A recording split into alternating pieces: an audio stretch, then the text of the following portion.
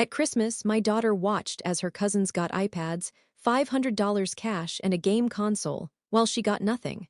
Through tears, she asked, "Why don't Grandma and Grandpa love me?" I quietly took her hand and left. That evening, I closed the joint account, and that was just the beginning of what they'd lose next. My daughter sits on the edge of the couch, hands folded in her lap, trying to smile. I can see her eyes darting between the Christmas tree and her cousins as they tear through glittery paper and squeal at the gifts. She's trying to be patient, trying to stay polite. But I know my daughter, 6 years old, sweet as pie, and still believes in magic. Her cousins each have a new iPad, a stack of envelopes with $500 in cash, and a game console I know costs over $400. They're older than her 10 and 12 and loud, careless. Wrapping paper flies like confetti. Nobody says thank you. I crouch next to my daughter. She leans over and whispers, "Why don't Grandma and Grandpa love me?" That's the moment. Right there, that sentence burns through my chest like acid. I hold it together. I lie. I tell her Santa got confused this year and her special gifts are waiting at home. We grab our coats. I leave the $700 worth of gifts I brought for my parents untouched under the tree. New golf clubs for Dad, a coffee machine for Mom, and a spa gift card. We don't say goodbye. We just walk out into the snow. That night, after she falls asleep curled up beside me on the couch, I sit at my laptop and log into the joint bank account I opened for my parents years ago. I used it to pay their phone, internet, sometimes even groceries. I move every cent out and close it. And that was just the beginning. My name's Karen. I live in Boise, Idaho. People assume I'm quiet or distant, maybe that I moved away from family for peace of mind. Truth is, peace was never part of the picture. My parents have always played favorites. My brother Brian, he's the golden boy. He failed out of college, bounced between jobs for years, but they still treat him like he hung the moon. I paid their bills when Dad's investments tanked. I covered Mom's medications when her insurance lapsed. Brian showed up with a wine basket once and helped screw in a light bulb. They worship him. Christmas morning, I showed up with gifts I couldn't really afford. We placed them carefully under the tree. I brought a personalized photo album for my daughter. I made sure to label everything. Thought maybe, just maybe, this year would be different. Then I saw it. Not a single gift under the tree with my daughter's name. Nothing. Brian's kids had theirs all front and center, tags facing out like a display. To Jason, love Grandma and Grandpa. Allie, from your favorite grandparents. It was a parade of new tech and crisp $100 bills. My daughter got a candy cane. One candy cane in a plastic bowl. No tag, no card, nothing. I could barely keep my voice from shaking when I whispered, "Let's go." My daughter didn't protest. She knew, 6 years old and already learning where she stands. I returned every gift, got my $700 back. Bought my daughter the dollhouse she pointed to in catalogs all year, a scooter, an art kit with real brushes and paints. I wrapped them myself. She opened them the next morning, just the two of us. She danced in her pajamas and said, "This is the best Christmas ever." 2 days later, my mom called. No hi. No how are you, just, why didn't the phone bill go through? I told her the account was closed. She said, "You should have told us. That account was for the family." So I asked, "Is my daughter not family?" She didn't answer. Instead, she said, "Brian contributes more than you do." I laughed. I listed every bill, every payment, every emergency I covered. She said, "He brought us a wine basket." That was it. That night, I logged into every account I had access to. Their internet, canceled. Cable, gone. Pharmacy delivery, deleted. Every single thing they relied on me for, I shut off. And then the texts started. Have you ever had family treat your child differently? Comment below where you're from and if you've ever had to stand up for your kid. And if you're still watching, like and subscribe. You don't want to miss how this story turns. It gets worse before it gets better, Dad texted. "You're being dramatic, we've always loved you, you're acting ungrateful." Blocked, Brian texted. "Mom's upset, fix this before New Year's." Didn't answer. That night my daughter asked, "Is Grandma mad at me?" I told her, "Some grown-ups forget how to be kind. But that's about them, not you," she nodded. And I realized I wasn't sad. I wasn't even angry anymore, I was done. But they weren't. On December 28th, my mom texted, "Grocery order didn't come. Did you forget to renew something?" Then, "Internet's out." Can you fix it? I ignored everything. Calls came in from blocked numbers, random pizza places, anything to get me to pick up. Brian called, said, "You're overreacting." "They didn't mean it," I asked. "Did you notice my daughter got nothing?" He paused. "Yeah, but it wasn't on purpose." Hung up. Then my mom posted on Facebook. One of those vague, guilt-laced messages. It's always the ones you do the most for who hurt you the most. The comments poured in. Old friends, church ladies, cousins. "Hope your daughter realizes how lucky she is. Sometimes kids forget who raised them." My friend Jenny, the only person who knew everything, commented, "Maybe tell the full story before pretending you're the victim." The post disappeared within 20 minutes. But they weren't done. My mom emailed me 3 paragraphs of guilt, said I humiliated them, said Brian doesn't keep score, said they only wanted a fair relationship with both children. That's when I realized. They didn't want fairness, they wanted control. I scrubbed my name from everything. Their Amazon account, gone, streaming services, unlinked. Emergency contact forms at their doctor's office, removed. I wasn't their fallback anymore. Dad sent a final text. "You're making a fool of yourself, don't let your pride ruin our family." Deleted. On New Year's Eve, they tried one last time. Sent an email. "Dinner at 6, your seat is saved." Something special planned. I had a bad feeling. Texted Brian's wife. "We're not close, but she's decent. She told me the truth. They printed out a picture of your daughter. Said they might include her just for show in a family photo. They were going to fake our presence, post it online, pretend everything was fine. That was the last straw. I messaged every relative who usually came to New Year's. Told them plainly, we won't be there. We weren't part of any family photo. If they had questions, they could ask me directly. Then I posted a picture on Facebook, me and my daughter at the ice rink. Smiling. Caption. "Family isn't who gives you gifts, it's who shows up when it matters. Happy New Year from our little team." Over 100 likes, dozens of comments. Old friends, distant cousins, even people from high school. At 8:17 p.m., I got a final text. "You embarrassed us. We bent over backwards. Don't ever come back." At 8:21, I deleted the number. At 8:25, Jenny showed up with pizza and cupcakes. My daughter fell asleep on the couch, glitter on her cheeks, her dollhouse behind her. At midnight, we lit sparklers on the porch. I felt something I hadn't in years. Not anger, not sadness. Relief. They shut the door. But I was the one who locked it. New Year's Day passes in silence. No calls, no voicemails, no half-hearted attempts to check in. And that silence, it should feel like peace, but I know better. They're not done. They're regrouping. It's not about mending the relationship. It's about fixing the optics, making sure they still look like the loving parents and grandparents. Their image matters more than their actions ever have. And they're panicking now because I didn't play my role in their little production. I take the win. I make pancakes with my daughter. We sit on the living room floor in our pajamas and laugh at the same cartoon for the 3rd time that week. She doesn't ask about them. She doesn't bring up Christmas. She's moving on. But the world outside, not so fast. On January 3rd, I get the first hint. Aunt Rhonda leaves me a voicemail. Her voice is shaky, like she's caught in the middle of something she doesn't want to be part of. She says, "Karen, I just want you to know, I don't believe half the things they're saying about you. I saw how they acted at Christmas and again at New Year's. They were unhinged. I'm sorry I didn't speak up." Then comes a message from my cousin Lisa. "They told everyone you screamed at them on the phone. Said you threatened to never let them see Emma again. When I asked why, they said, she's always been jealous of Brian." Jealous, that old trick. Make me sound petty, irrational, unstable. It's what manipulators do when the scapegoat stops playing along. I could respond. I could lay out a timeline of every bill I covered, every moment of disrespect, every time I bit my tongue while they favored Brian over and over again. But I don't, because here's the truth, I don't care anymore.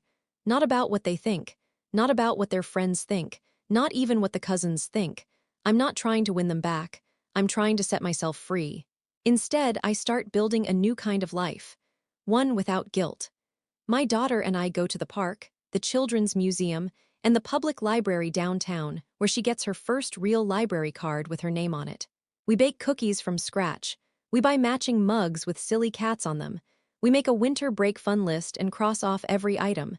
She draws a picture for a school project, my family. It's two stick figures holding hands with a cat wearing a crown. Just us, not even a whisper of grandparents. I keep that drawing. I tape it to the fridge right next to the calendar. I start crossing off each day since the Christmas incident, like we're counting victories, not losses. The days stretch out, peaceful, ordinary, beautiful. I begin sleeping better. I stop checking my phone every 10 minutes for the next incoming guilt trip. I cook again, real meals. I laugh more. Not that bitter, sarcastic laugh I used to do on calls with my mom, real laughter. And still, they stay quiet. Which would almost feel like progress, if I didn't know better. Then something strange happens.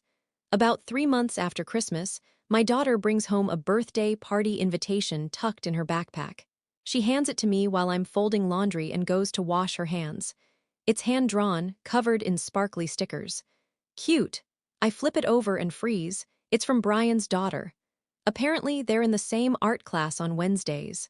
My mind races. Did she know? Has she said anything to Emma? Is this some kind of trap? When my daughter walks back in, I ask gently, "Do you want to go?" She shrugs. I don't really talk to her. We can skip it. That's it. No confusion, no sadness, no tears. And that tells me everything I need to know. She's not waiting for their approval either. But I can't help myself. I keep the invitation. Tuck it into the drawer with her old drawings. It's a symbol now, a quiet reminder of how far we've come. Still, something doesn't sit right. I know Brian, I know my parents. They're not done. They never are. That night, I go through some old storage boxes in the garage. I find the file folders I've kept through the years, receipts, account statements, email printouts. I pull out every single record that ties me to my parents. It's not about revenge anymore. It's about being ready. Because I don't trust them. And I'm right not to. A week later, Jenny, my friend, the only one who stood by me through all of this, texts me from a baby shower she was invited to by a mutual friend of Brian's wife. "You're not going to believe this." She sends me a photo. It's my daughter, in a collage, printed, laminated. They used an old photo from last year's summer barbecue, cropped her in with the rest of Brian's family like she was there. Smiling, they've started showing it off again, telling people, "We're all so close, just one big happy family." I see red. They've erased the story, rewritten the narrative. They want the image of unity without the effort, without the truth. And they used my daughter to sell the lie. So I do something I never thought I'd do. I lawyer up. Not for drama, for clarity. I consult a family attorney. Not to sue, not to start a war. But to protect my daughter's image, her privacy, and my legal right to control how she's represented. He tells me I'm within my rights to issue a cease and desist if they continue using her image publicly without consent. It's a quiet kind of power. No shouting, no public posts, just paperwork. Then I take it one step further. I schedule an appointment at the courthouse and officially change my emergency contact forms. I take my parents off every document. Every daycare file, school form, medical record, scrubbed. They don't exist in our lives anymore. And I don't stop there. I update my will, establish a trust for my daughter, make Jenny the backup guardian, not my brother, not my parents, not anyone who would use her as a prop in their games. They thought they could use a child as bait, but I am her mother. And they just activated a version of me they are not ready for. It's late February when I find out they've been whispering about me at church. Not from them, of course. No, my parents wouldn't have the nerve to say it to my face. I hear it from Miss Lacey, a woman I used to babysit for back in high school. She stops me in the frozen aisle at Albertsons, pulls her cart close. "Honey," she says, "I just want you to know I don't believe what they're saying." My stomach turns. "What are they saying?" She sighs. "That you had a breakdown, that you're not letting them see their granddaughter because of something that happened years ago. Said you've been unstable ever since the divorce." I blink. Divorce? I was never married. That lie is so lazy it almost makes me laugh. But it's not funny. It's strategic. They're planting seeds. Building a story where I'm the ungrateful, emotionally unstable daughter, and they're the poor, elderly parents just trying to hold the family together. And the worst part, some people believe them. That night I stay up late scrolling through their Facebook profiles. I can't help it. I shouldn't look, but I do. My mom's profile is full of photos of Brian's kids. My daughter is nowhere to be seen. The posts are subtle jabs. Proud of our sweet grands, some kids are just born generous. Or it's a blessing when family supports each other. Then I see it. A new profile picture. It's that same old photo of my daughter they cropped and used.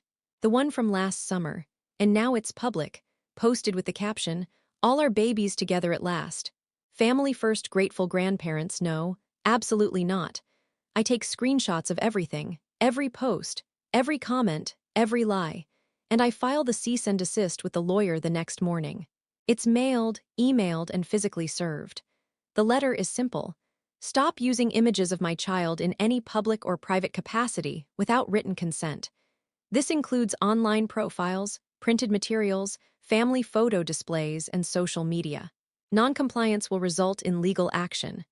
They think I'm bluffing, so I do what they never expect. I make it public without saying a single word. I post a simple, calm update on my own page. No names, no accusations. Just a photo of me and my daughter painting her bedroom, arms speckled in blue. Caption: "We don't need filters or edits to look like a family. We show up. We love hard. We protect each other. That's what real family does." The likes roll in again, more comments, more messages from people who once stood on the sidelines. "Whatever happened, we support you. You're doing what's right for your daughter. I wish I had your strength." By the time my parents realize what's happening, the tide has turned. They didn't just lose access, they lost the narrative, and it gets worse for them. Aunt Rhonda calls me privately. She says they've been trying to guilt-trip the entire extended family. Even sent out a chain email asking relatives to reach out to Karen before she destroys everything we've built. Everything we built? The entitlement stuns me. They didn't build anything. They took my money, my time, my silence. For years, so I do the thing that ends it all.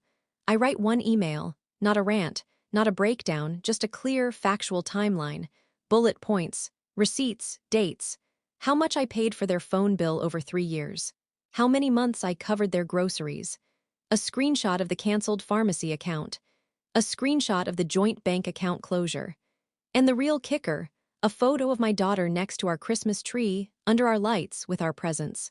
I end the email with this: "If you ever wondered why we stopped showing up, this is why. If you believe the lies, that's your choice. But I will no longer stay quiet to make liars comfortable." I send it to every relative on the chain. Then I log off. Jenny calls me 2 days later, laughing. "They're spiraling. Your dad called me a traitor. Your mom tried to claim the photos were just scrapbook ideas." Brian, he hasn't said a word. Coward, I don't feel anger. I don't feel fear. I feel power. Not the dramatic kind. The kind that hums under your skin when you know you're finally done bending. It's early March when my daughter gets picked to present her family tree project at school. She asks me, "Can I just put you and me and Miss Jenny?" I nod. "You can put anyone who makes you feel safe." That afternoon, she draws us on a giant poster board. 3 little stick figures, me, her, and Jenny. No grandparents, no aunts, no uncles, just peace. I tape it on our wall when she's done, not out of pride, out of gratitude. She's learning early what took me 30 years to figure out. You don't owe people a place in your life just because you share blood. April comes with blooming trees and one unexpected envelope. It's plain, white, postmarked from across town. No return address. But the handwriting is familiar. I open it carefully. Inside is a birthday card. Pink tulips on the front. Inside, it's addressed to my daughter, my 6-year-old, no name signed, just, "From someone who loves you very much. Don't let your mommy ruin your future with family." My stomach turns. It's them. They didn't even try to hide it. No apology, no love, just manipulation. A weapon dressed up as affection. And now they're bypassing me. Trying to reach her directly. I sit my daughter down that night. I don't show her the card. I don't mention it at all. Instead, I ask, "How do you feel about people who say mean things but pretend to be nice later?" She thinks for a moment. "Like bullies at school?" "Kind of," I say. "Then they're still mean," she says plainly, "even if they smile after." She's not confused. She's not broken. She sees through them, even without knowing the full story. That's when I realize. They've lost. I take the card to Jenny. She snaps a photo, asks if she can post it to her private Facebook. I hesitate, then nod. It's not about revenge anymore. It's about warning others. 2 hours later, the post goes viral. A blurred image of the card. A caption: "When toxic family members bypass boundaries to manipulate a child, that's not love. That's control. Protect your kids." The comments explode. Thousands of shares. people telling their own stories. It's always the ones who say family first who treat you the worst. My mom did the same. We had to move to get peace. I showed my daughter this. She said, "Looks like a trap." Something shifts. I start getting messages. Not just from friends, but strangers. One woman writes, "Your strength gave me the courage to cut off my abusive sister. Thank you." Another says, "We've never met, but I want you to know what you're doing matters." Meanwhile, my parents panic. My mom posts a long, unhinged status, says she's being attacked by liars, claims social media is ruining families. Then she deletes it 3 hours later when the comments start turning. I hear from a cousin in Oregon. He says, "They're melting down. Your dad tried to guilt trip everyone into a group call, and half the family didn't even show up." Brian still hasn't said a word, silent and smug as always. But now his silence looks like complicity, and people are noticing. One afternoon, I get a call from my old high school teacher, Mr. Shaw. I haven't spoken to him in years. He says he saw the post, recognized the handwriting on the card. Then he says something that makes me freeze. "You're not the first." "What do you mean?" "Your parents have done this before, not to you, to your cousin Claire years ago, same tactics, same manipulation. She just never told anyone." I hang up and message Claire. She confirms everything.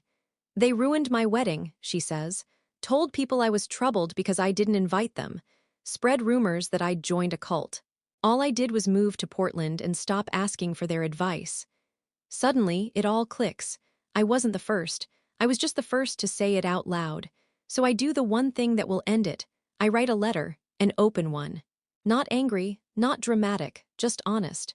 To anyone who's ever been hurt by family, you are not ungrateful for protecting your peace. You are not dramatic for setting boundaries. You are not wrong for cutting off people who make your child cry. My parents taught me that family meant sacrifice, but what they really meant was, sacrifice yourself so they don't have to. I'm done sacrificing. I choose my daughter, I choose peace. And if that makes me the villain in their story, so be it. I post it on my blog. It gets picked up by a parenting forum, then a women's advocacy group. Within a week, it's everywhere. Reddit, Instagram, even Twitter. People start calling me brave. But I don't feel brave, I feel free. It's late April when I get a final message. It's from a blocked number, sent through email. "We always knew you were unstable. We just hoped you'd grow out of it. You'll regret this when you're old and alone." I don't respond, I delete it. Then I open my daughter's closet and pull out a fresh canvas. We paint together. Her with her bright pink brushstrokes. Me with calm blues and quiet greens. We sign our names in the corner. She adds a tiny gold heart. And I realize this is our legacy now, not what they left behind, but what we create going forward. It's May when the letter arrives. A thick envelope with a lawyer's name stamped on the corner. I open it cautiously, expecting more veiled threats. But it's something different. It's from my parents. A formal notice, they've updated their wills. They've officially removed me as a beneficiary. Cut me out completely. Not a penny, not a photo, not a mention. They didn't even list my daughter. Just Brian, all to Brian. And here's the kicker, they sent a copy just to make sure I knew. Not through a conversation, not with any dignity, but like a final slap in the face. I hold the letter in my hands, and for the first time since this all began, I laugh. Really laugh. Because they still don't get it. They think this is punishment. But they don't understand. They can't take anything from me that I haven't already walked away from. I show Jenny. She reads the letter, eyebrows raised, then smirks. "So they finally wrote it down, huh? Perfect." I nod. "It's over, now it's official." But she shakes her head. "You should still respond." "Why, it's their circus." Jenny smiles. "Exactly, so let's burn the tent down." 3 days later, I write a letter of my own. Short, elegant, delivered through a process server. "To whom it may concern, Ray. Your updated will thank you for confirming, in writing, that my daughter and I are not your family in any meaningful way. This act reflects the dynamic you've worked so hard to preserve, one where silence, favoritism, and control replaced love. I wish you peace in your choices, and I sincerely hope Brian enjoys the burden of everything you leave behind. Karen, I never hear back, but I don't need to, because karma doesn't need applause. Summer arrives like a balm. The days stretch long and easy. My daughter finishes first grade with glowing remarks. Her teacher says, "She's calm, confident, kind, The kind of kid who uplifts the whole room. That's when it really sinks in. We did it. We broke the cycle. In July, I get a message from one of Brian's old coworkers. It's short. Hey, just a heads up, your brother applied here. Your blog came up in our team's group chat. People talk. I thought you should know. So now it's spreading. The truth, the pattern. Brian, the golden child, is finding out what it feels like when the curtain is pulled back. Not by me. I didn't name names. I didn't expose him. But stories have a way of leaking. Reputations shift. And when your whole persona is built on looking good, there's nothing scarier than people seeing behind the curtain. Late one August evening, I sit on the back porch with a cold drink and watch my daughter chase fireflies in the yard. She stops, cupping one in her hands, glowing. "Mom," she says, "do you think we'll ever see them again?" I don't have to ask who she means. I take a breath. Maybe, maybe not. But even if we do, we don't have to let them back in. She nods, satisfied. Okay. Then she lets the firefly go. That's when I realize the real revenge isn't in destroying them. It's in living, fully, openly, without them. In September, I'm offered a speaking opportunity. A parenting group wants me to talk about setting boundaries with toxic family. At first, I hesitate. I'm not a therapist. I'm just a mom who finally snapped. But Jenny pushes me. You didn't snap, you woke up. So I accept. And when I speak calmly, clearly, with my daughter sitting in the front row, drawing stick figures in her notebook, I tell them the truth. You don't have to inherit someone else's version of love. You can build your own. I finish to quiet applause, but the loudest thing I hear is my daughter whispering, "That's my mom." Christmas rolls around again. I let my daughter pick our decorations this year. She chooses blue and silver. I bake cinnamon rolls from scratch. We don't go anywhere. No awkward dinners. No tight smiles, just peace. She opens her presents in her pajamas, laughing, and not once does she ask about them. She doesn't need to. She already knows. They wanted control, but what they got was silence. They thought I'd regret walking away, but I never looked back. They thought they could break me, but I turned their ashes into bricks and built something better.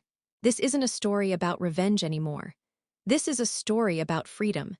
And the only thing I feel now, when I pass the photo albums, the old cards, the leftover memories from people who chose power over love, is relief. Some doors don't need to be slammed, some just need to be locked, and then you throw away the key.